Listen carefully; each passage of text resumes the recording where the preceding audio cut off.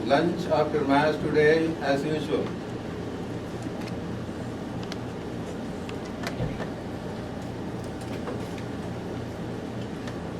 The Holy Gospel according to St. Matthew. At that time, Jesus said to his disciples, "Unless your justice abound more than that of the scribes and Pharisees, you shall not enter the kingdom of heaven. You have heard that it was said to them of old, Thou shalt not kill, and whosoever shall kill shall be in danger of judgment. But I say to you, that whosoever is angry with his brother shall be in danger of judgment, and whosoever shall say to his brother Raka shall be in danger of the council, and whosoever shall say thou fool shall be in danger of hellfire. If therefore thou bring thy gift at the altar, and there thou remember that thy brother hath anything against thee, leave thee the offering before the altar, and go first to be reconciled to thy brother, and then coming thou shalt offer thy gift."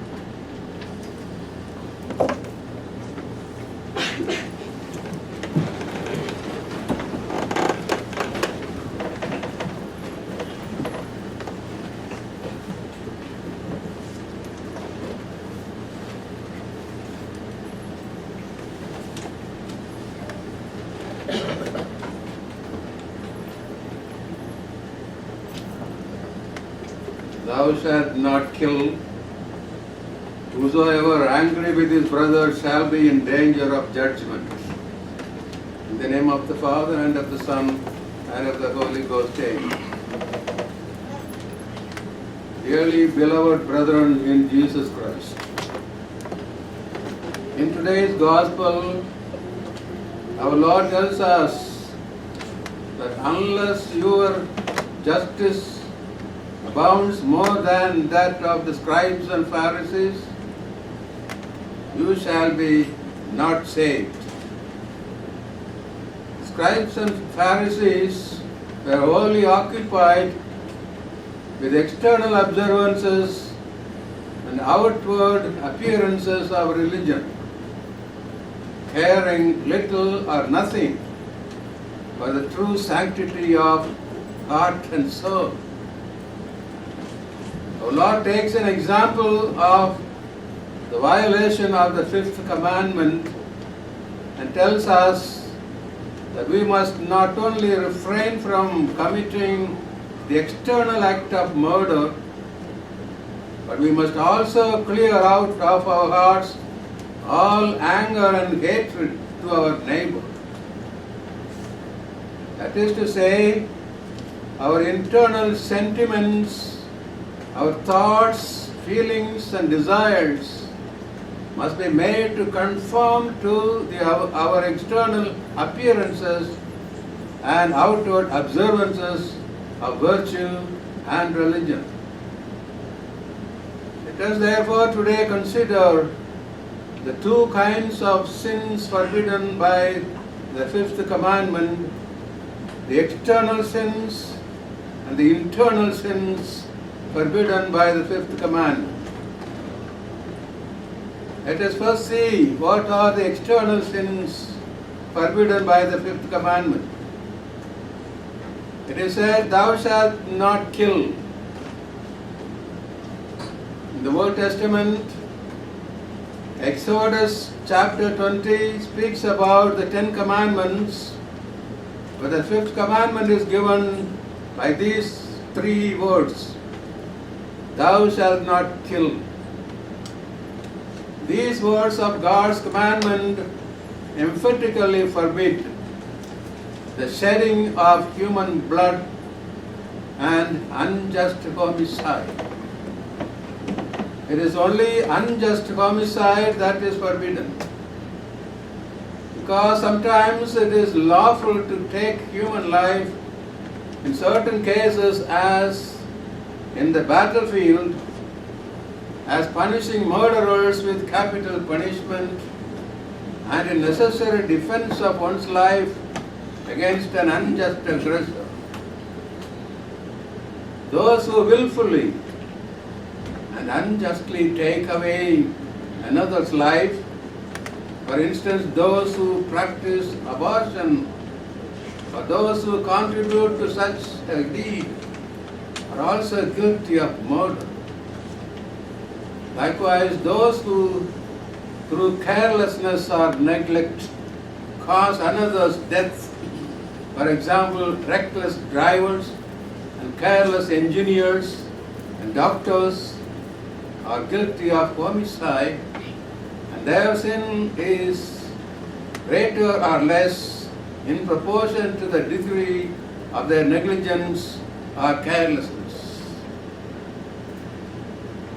Suicide also similarly forbidden by the fifth commandment, because a man has no more right to kill himself than to kill his neighbor.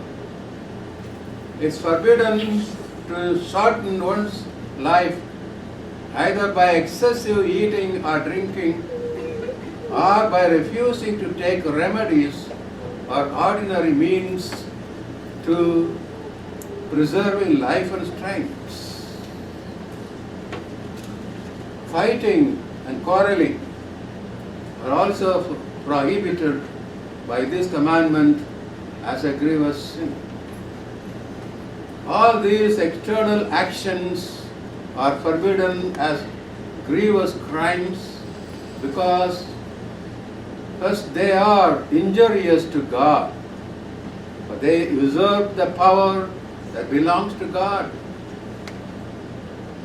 Secondly, they are injurious to men, robbing men of their greatest possession, the right to live, and often exposing to eternal loss. These are the external acts of sins committed against the commandment, the fifth commandment. Secondly, internal sins forbidden by the fifth commandment. Unlawful anger. Yes, unlawful anger, which is a feeling of displeasure towards another, the desire of revenge. This kind of anger is unlawful when it is directed against the offender rather than the offense, and makes us desire his injury or ruin.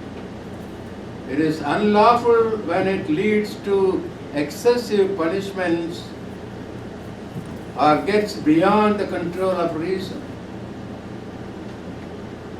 Anger is lawful when it is directed against the offense rather than the offender and seeks only the latter's correction or gives a reasonable warning against sin. Unlawful anger is a capital sin.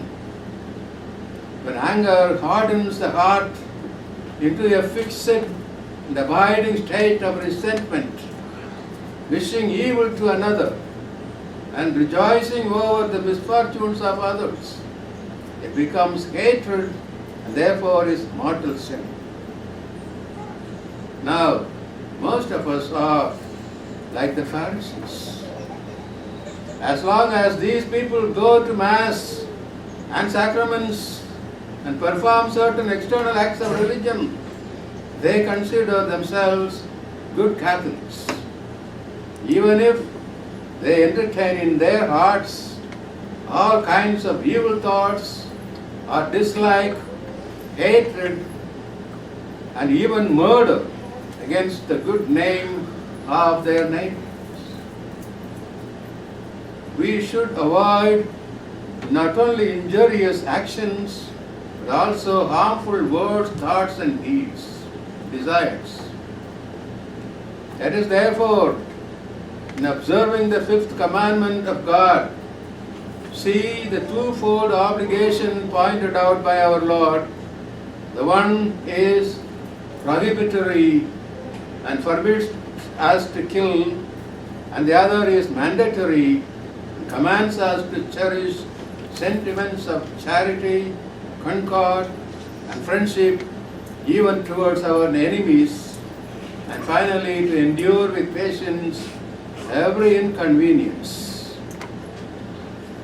Let us therefore today implore our Blessed Mother to make us imitate the patience and the forbearance of our Savior in all we do and think.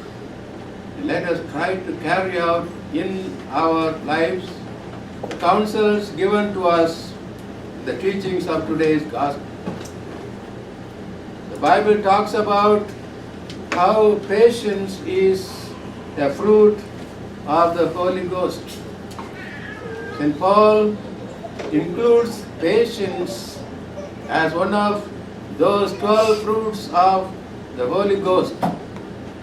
He says in Galatians chapter 5, verse 22 and 23, but the fruit of the Spirit is charity, joy, peace, patience, benignity, goodness, longanimity, mildness, faith, modesty, continence, and chastity. Among those 12 gifts of the Holy Ghost, patience is very important virtue to be practiced. The supernatural virtue of patience is an act of love for God shown by the disregard of one's own convenience or inconvenience. It is a virtue which helps us, for the love of God, to calmly bear our tribulations and persevere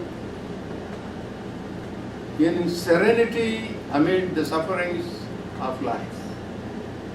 It is very hard for us to be calm and to bear our tribulations. There are 5 causes of suffering. 5 causes of suffering which try our patience. We must be aware of these and learn how to practice patience when we meet with these kind of sufferings. First one is assault of the weather. Extreme cold, excessive heat, violent storms, drought, high humidity, floods, earthquakes, and so on. When these things happen, immediately we react negatively. Instead of accepting these things from the hands of God, these kind of trials very often strengthen one's faith by recalling to mind the sovereign dominion of God. It is God who directs all these things. They become, in a way, suffering, but we must learn how to accept them from the hands of God. Secondly, the cause of suffering, the necessity of our weak human nature, such as fatigue, sickness, hunger and thirst, and so on. God allows these so that we may do penance for our sins and increase our virtues. The ultimate of these sufferings is the sorrow caused by the death of a loved one, a grief which may last even for a lifetime. These kinds of sufferings are allowed by God. We must know how to accept them from the hands of God. Thirdly, pain, irritation, and frustration. Due to personality conflicts with our neighbors, we very often encounter frustration. God makes use of the weakness of others to test and strengthen our virtues. Therefore, whenever we are frustrated, we must become calm. Rather, instead of becoming impatient before frustrations. The fourth suffering is insults, contempt, opposition, false accusations, and misunderstandings. Not only in the families, but also in the religious communities and seminaries. False accusations will come from our own superiors. They will misunderstand us very often. These kinds of sufferings often cause mental anguish and go below our nature to oppose our superiors. And the fourth suffering is spiritual one. Spiritual sufferings that one encounters in the service of God, such as spiritual dryness, scruples, distractions, temptations, and persecution from the devil. Yes. Very often those who aim at sanctification and perfection, they are tempted by the devil very often to discourage them. In all these cases, a wise person bravely accepts and carries his cross because it leads him to eternal salvation. Yes, most of the seminarians are suffering from these persecutions. Most of the religious people. In all these cases, they must learn how bravely to accept and carry out our duties as if nothing happened. The saints knew how to suffer with patience. They bravely and joyfully carried their crosses because they realized that the cross is God's greatest gift. Saints knew that practice in tribulation is the main road to salvation. That practice of patience is the road to salvation. So, almost all those who approach the sacrament of confession, 99% of the people come out with this difficulty of impatience. Impatience. Supernaturally, they must be educated to accept these things as the saints who knew that patience in tribulation is the main road to salvation. Patience is exercised when we resign our will to the will of God. Yes, we must immediately realize it is not our will that is going to be executed. In everything, God's will be done and executed. Patience is exercised when we resign our will to the will of God and accept our crosses as coming from the hand of God for our welfare. Crosses come for our welfare, for our salvation, for our perfection. We need to pray. Yes, we need to pray and to exercise patience and courage in order to bear the crosses. True patience is a difficult virtue to practice, of course. Because of our selfishness, and fear of the cross.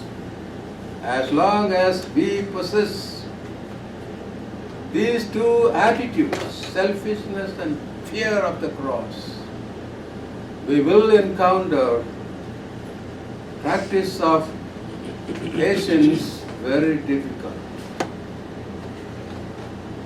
It is difficult to preserve peace of soul in times of sickness, in times of misfortune and stress. The pressure of many and onerous duties in our state of life often causes us to be impatient along with the fatigue of the battle. Yes, really it is God. The continued practice of patience will be supernaturally meritorious. Only insofar as we are united to Christ and draw our strength from Him. People do not realize this. We have to be united to Christ and draw our strength from Him whenever we are tempted. This imperfection of impatience. We must do our duties, our good actions for the honor of God, for the glory of God. Otherwise, all this is purely natural and will quickly fade rather than grow stronger. What shall we do? Yes, what shall we do to acquire the virtue of patience? First, we must have a genuine and serious desire. Desire to acquire patience, and this desire must be activated through daily prayer. Desire and prayer. Desire for patience. Virtue of patience must be desired and prayed for. Secondly, we must resolve to prevent small crosses and contradictions from destroying our peace of soul. Our peace of soul should not be destroyed by small crosses and small contradictions. Saint Teresa says, if we bear slight things patiently, we shall acquire courage and strength to bear great things.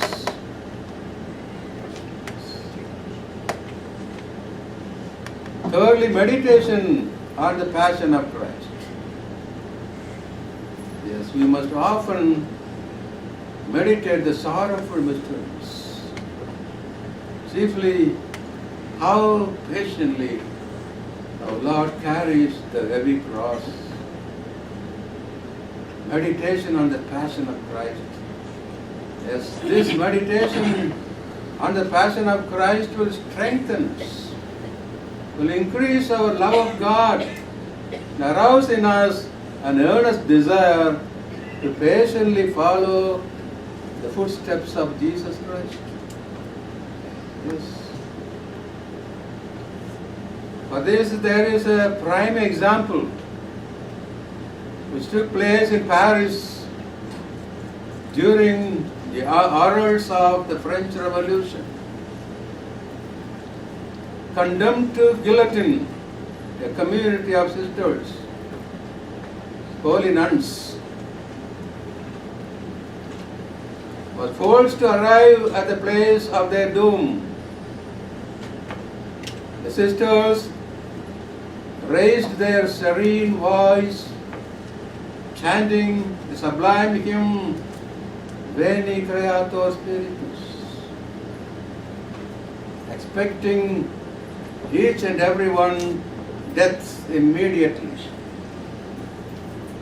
But they were singing sublime hymn of Veni Creator. The celestial song did not cease. They ascended the stairs of the scaffold and the work of butchery went on. Voice after voice had to drop from the chorus as each nun bent under the blade, and at length one voice was heard alone, sustaining the holy strain with no faltering or cadence, even while the bloody blade fell and sealed the last martyr's testimony. Yes. How peacefully, one by one, accepted the cross of cruel death, martyrdom. This is an example for everyone to contemplate as soon as you are tempted with impatience. Our scaffolds and through blood, over scaffold and through blood, beset by slow suffering and sharp tortures, continues today the march of the followers of our Lord. Yes. We must very soon expect our martyrdom too for the name of God. In the form of coronavirus maybe and its consequences. But all the while we will be sustained by the gifts of our Lord's holy joy. And the night cometh and we lay down our arms in the hands of God for the kingdom of heaven. Amen. In the name of the Father, and of the Son, and of the Holy Ghost.